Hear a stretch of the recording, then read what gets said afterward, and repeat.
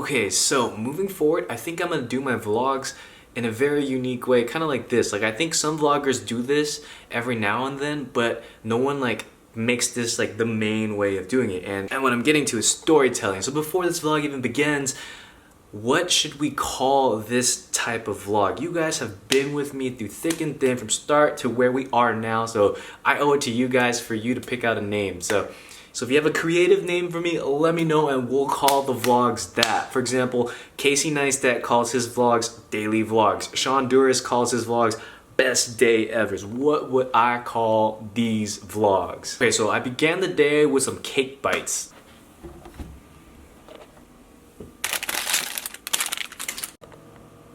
I love these things. I always like to snack on a little protein bar or protein something before I get my meals in, because what's going on is as soon as I wake up I start editing, and that's basically my entire morning. And after I finish editing today, I got my pre-workout meal in. Shout out to meals.com.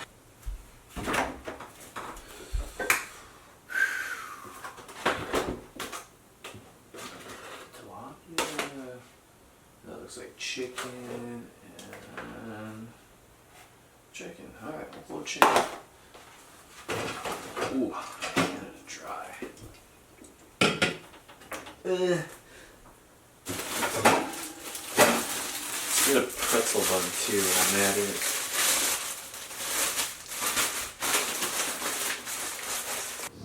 Can we keep...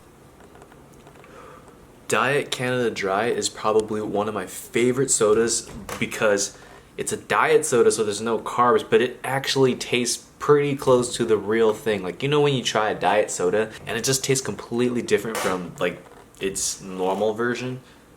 Good soda. Anyone else like this? Now before I get a ton of crap about drinking diet soda, let me just say this. It's not the ingredients in the soda that will kill you faster, it's the stress worrying about the ingredients in the soda. Because, long story short, life is short, and if you're stressing all about the little details, that's what's gonna kill you faster than actually drinking diet soda. If you do it in moderation, completely fine. P.S. I'm not a doctor or anything, so in moderation, everything is fine. There's no need to like stress and work yourself over all the little details like aspartame and all that stuff. Cheers.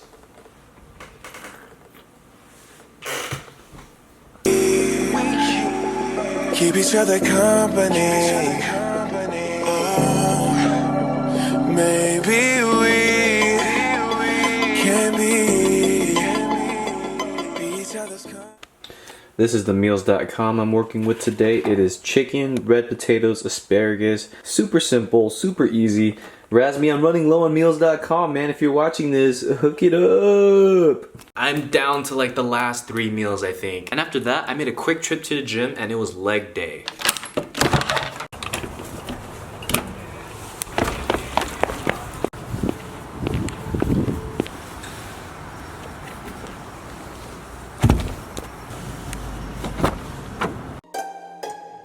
Raindrops, drop top, smoking on cooking the hot box, fucking on your bitch, shit, thought, cooking up dope in the crock pot. We came from nothing to something, bruh.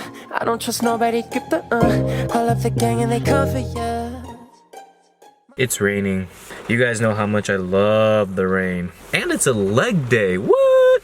You know what's trippy?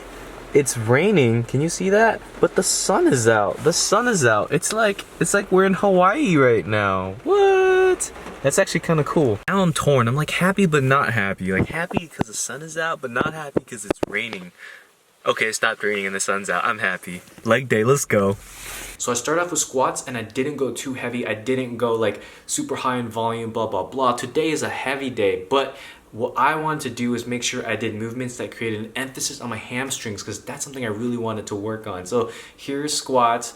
The next move here is stiff leg deadlifts. I did 5 sets for 6 to 8 reps. Usually ended up only doing 6 because my grip was giving out. I didn't have my Versa grips. I'll show you that in another vlog. But what I did was I swapped my hands and I did them like, what is this called? It's not conventional, it's like power grip or something, but it was like this. Sometimes I would alternate this way. I only did 315 for about like 2 to 3 sets. I can't remember, but I wish I could do it for all 5 sets, but I definitely had to drop at one point.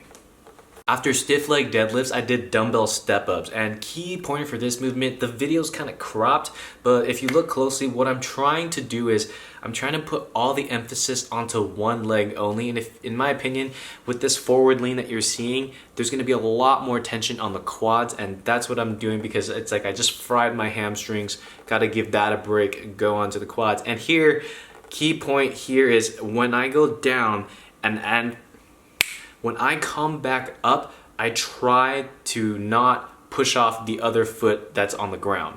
Does that make sense? So basically I'm putting all the pressure onto the foot that's on the bench, and it's almost like I'm doing a leg press. Like, close your eyes and just visualize that for a second.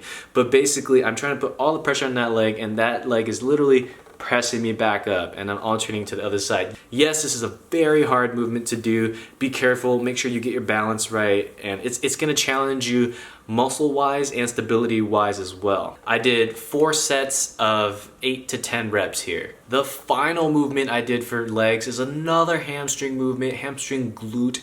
Basically, this is I think my friend Feynman called it a GHR, glute ham raise machine. I don't know if I quoted that right. Feynman, I'm sorry if I did, but this is a great machine for emphasis on the hamstring. What you're trying to do here is you're trying to put tension onto your hamstrings and your glutes.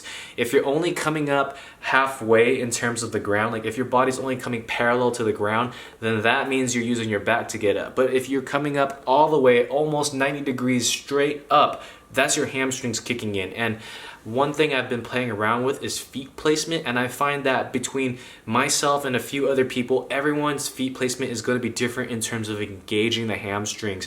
And what I mean by that is some people like to put pressure on their toes, whereas for me, I like to put pressure on my heels, and I feel that more in my hamstrings. Everyone has different biomechanics. Play around with that and figure out how to make this movement more catered to you. So after the gym today, running late again, I did a spontaneous haircut. Yo, how late am I, bro? How late am I? 30 minutes. Still working on someone, man. Right. Playing. I got broads in Atlanta, just at the lean in the family.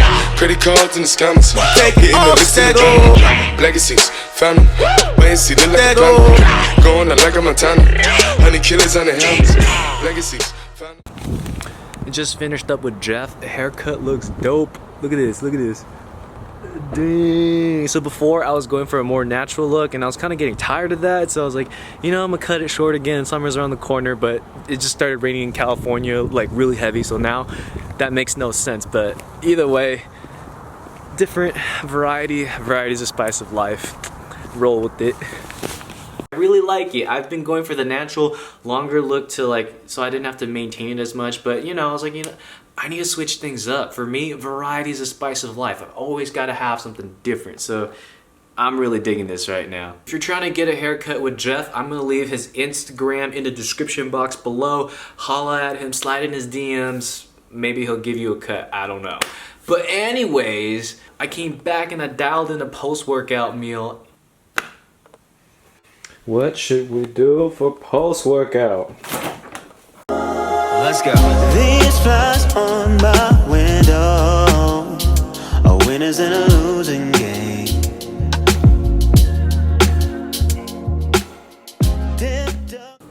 So I picked this up the other day.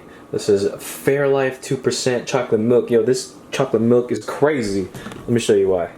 Look, you get 4 grams of fat, almost 5, for how many? 1 cup, 240 milliliters. You also get 13 grams of carbs, 1 gram of fiber, and 13 grams of protein.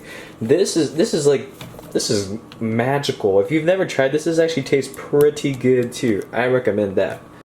But food-wise, it looks like we are down to the last2meals.com. What is this? This looks like chicken again. I had chicken earlier, so what is this one? This is tilapia. We'll do this.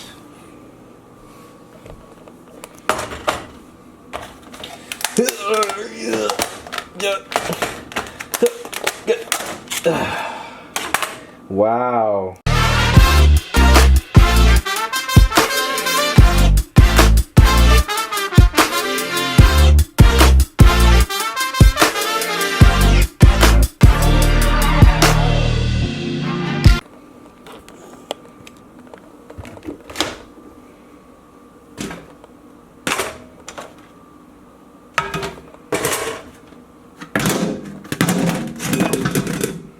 Bad dog.